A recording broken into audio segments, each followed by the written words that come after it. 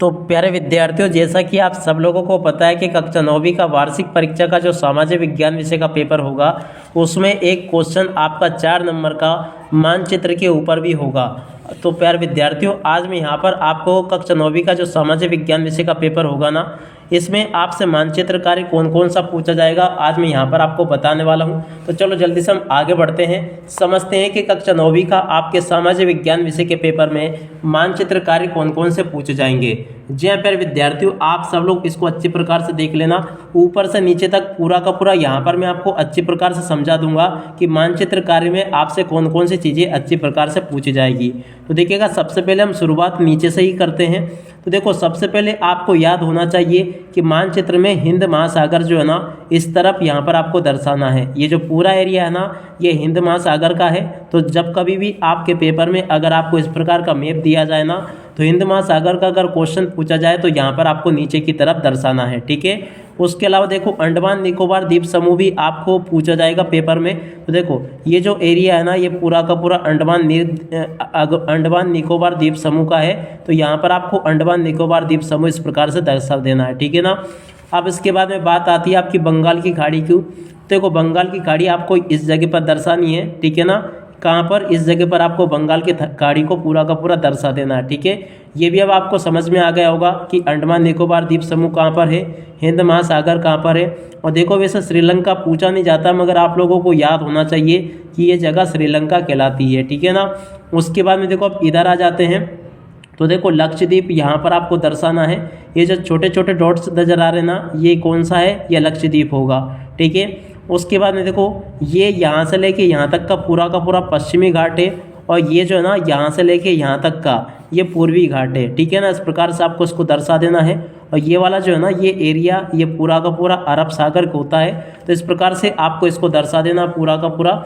अब इसके बाद में बात करते हैं भारत के अंदर के मानचित्र में क्या क्या चीज़ें पूछी जाएंगी। तो देखो, सबसे पहले कावेरी नदी को आपको इस तरफ से दर्शाना, ऐसे आप लोग दर्शा लेना। उसके बाद में देखो, कृष्णा नदी आपको इस प्रकार से यहाँ पर दर्शानी है। और उसके बाद में देखो, बाकी की चीज़ें देखते हैं। तो देखो, गिर तट यहाँ पर आपको दर्शाना है। और कर्क रेखा जरूर पूछा जाता है। तो देखो, ये जो जा रही है ना आपकी यहाँ से लेके यहाँ तक की, ये पूरी की पूरी कर्क रेखा है। इस प्रकार से आपको ये कर्क रेखा यहाँ पर दर्शा देनी है, ठीक है। उसके बाद में देखो, और क्या क्या चीज़ें पूछी जाती है। उत्तरी देखिएगा क्या लिखा है यहाँ पर, उत्तरी सरकार। तो देखो, यहाँ पर आपको इसको दर्शा देना है। और चिल्का झील इस जगह पर आपको दर्शानी है। चिल्का झील बिल्कुल याद रखना, कौन सी, इस जगह पर चिल्का झील को दर्शाना है। और इसके बाद में देखो, सुंदरबन डेल्टा को आपको बांग्लादेश के जस्ट नीचे इस जगह पर आपको दर्शाना है, ठीक है ना। यहाँ पर सुंदरबन डेल्टा होगा। और उसके बाद में अब इधर देख लेते हैं। तो देखो, ब्रह्मपुत्र नदी को यहाँ से आपको निकालना है और इधर से लेके यहाँ तक आपको लेकर आना है। ये यहाँ पर आपकी ब्रह्मपुत्र नदी आपको इस प्रकार से दर्शानी है, ठीक है ना। उसके बाद में बात करते हैं नर्मदा नदी। तो देखो, आप सब लोगों को पता है कि नर्मदा नदी जो है ना, एमपी के अनूपपुर ज़िले से निकलती है। इतना ज़्यादा आगे मत बनाना, यहाँ से रखना आपको, ठीक है ना। नर्मदा नदी अनूपपुर ज़िले से निकलती है और यहाँ पर जाके खंबात की खाड़ी में जाके मिलती है ना, तो ठीक है ना। इस प्रकार से आपको यहाँ पर दर्शाना है इसको, नर्मदा नदी को। और मालवा का पठार इस जगह पर आपको दर्शाना है, ठीक है। उसके बाद में देखो, छोटा नागपुर का जो पठार है ना, ये झारखंड राज्य में आपको इस प्रकार से इसको दर्शाना है, ठीक है ना। तो ये भी आपको समझ में आ गया होगा। और उसके बाद में देखो, अरावली पर्वतमाला जो है ना, लगभग इस जगह पर आपको दर्शानी होगी, ठीक है ना। इस जगह पर आपको अरावली पर्वतमाला दर्शा देनी है।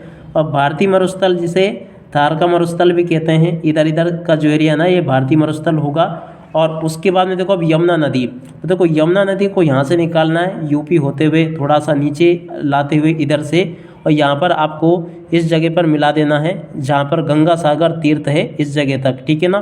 तो इस प्रकार से आपको थोड़ा बहुत ऊपर नीचे भी करोगे तो भी चल जाएगा आपका, ठीक है ना, बिल्कुल। क्योंकि आप सब लोगों को पता है कि स्केल मेजरमेंट के हिसाब से तो बनाना मुश्किल होता है, कुछ कुछ अपने हिसाब से आप लोग बना देना, ठीक है ना। मगर इतना भी नहीं चलेगा कि यमुना नदी यहाँ पर दर्शानी थी, आप लोग यहाँ पर दर्शा रहे हो, ठीक है ना। मतलब थोड़ा बहुत इधर उधर हो सकता है, मगर इतना भी नहीं कि यमुना नदी यहाँ पर थी। जैसे अरावली पर्वत यहाँ पर है राजस्थान में, तो इसके आसपास दर्शा सकते हो। अब राजस्थान की जगह पर उठा के आप एमपी में दर्शाओ तो ये तो गलत होगा ना।